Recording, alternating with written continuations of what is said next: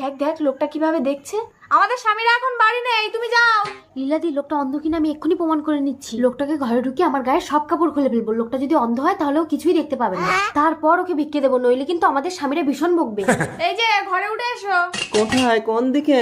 ভেতরে এসো। এইবার অন্ধের চালাকি ধরা পড়বে। অন্ধ সেজে ভিক্ষা, তার মানে সত্যিই অন্ধ। না গো লীলাদি, দুটোই লাইট কাটা। ঠিক আছে, এবার আমি একটা পরীক্ষা করে দেখি। এই নাও ভিক্ষা দিলাম। এই, তুমি আমার ব্যাগ থেকে চাল তুলে নিলে কেন? তুমি কি আন্দাজে বলছো নাকি? আন্দাজে কেন বলবো, আমি নিজের চোখে দেখেছি। তুমি চোখে দেখতে পাও? হ্যাঁ। লীলাদি, যা হওয়ার হয়ে গেছে, তোমার দেওরকে সব কিছু বলো না। চৈতালি, পেছন করে দেখ ওটা কে। স্বামী তুমি? চৈতালি, আমি বাড়ি না থাকলে তাহলে তুমি এইসব করো? ও বাবা গো, তবে রে অসুর। স্বামী যখন অসুরের রূপ ধারণ করে, বউ তখন নিজের হাতে খোঁচা মেরে তাকে বধ করে।